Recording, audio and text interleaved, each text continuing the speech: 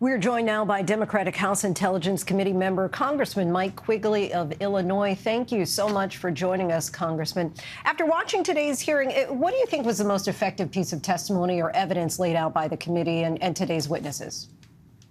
Well, first, I was taken by two things. Ms. Freeman and Ms. Moss is a reminder for all Americans that not all fights for democracy take place by soldiers on foreign battlefields. Sometimes those important fights are by ordinary citizens willing to sacrifice right here in the United States. Second, I do think that the conservative, Republican, local elected officials who push back the Trump administration deserve real credit here.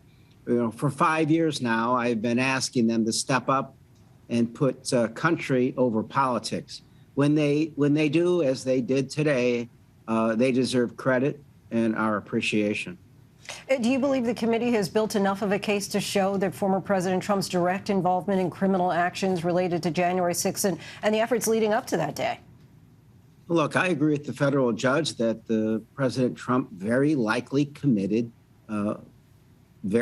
several federal crimes. When you take the whole stock of this, this wasn't a conspiracy. This is sort of a criminal enterprise that had absolutely no conscience to put people like this and their families at risk out of sheer political desperation to stay in power is the lowest form I've seen any president act.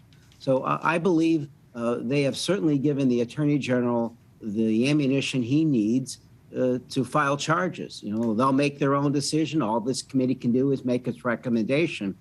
But I'd like to think the Attorney General was doing a similar parallel investigation on these same fronts.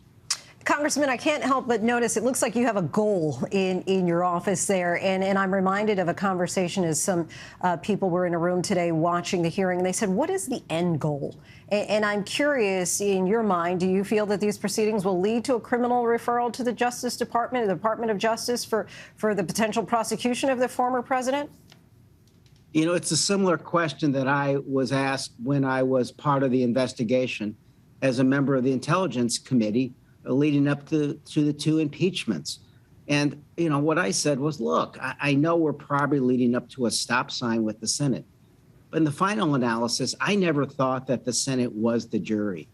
I thought it was the American people, and maybe even a smaller subset, that 5 or 10% of the American people who haven't made up their mind, who are swing voters who decide elections. And that matters. And I think it was borne out with how they voted and how it turned our country away from a potentially autocratic president, President Trump. And you talk potentially about those swing voters. This, of course, is all coming in the backdrop of a midterm election year. If Democrats fail to hold on to the House this November, how concerned are you that the committee's work or any recommendations that come from it could be undermined by a Republican takeover? You know, absolutely. I hear what my colleagues are saying. I'm concerned with what I've heard in the investigation about what my colleagues were doing leading up to this.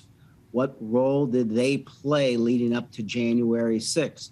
So I'm certainly concerned with how they'll act and whether they'll act responsibly at all in the next term.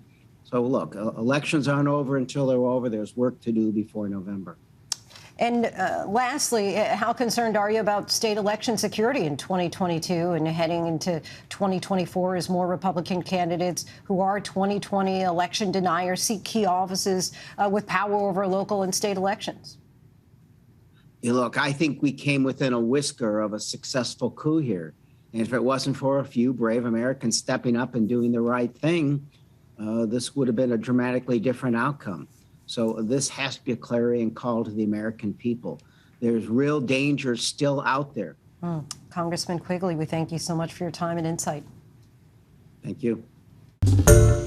Hi, everyone. George Stephanopoulos here. Thanks for checking out the ABC News YouTube channel. If you'd like to get more videos, show highlights, and watch live event coverage, click on the right over here to subscribe to our channel. And don't forget to download the ABC News app for breaking news alerts. Thanks for watching.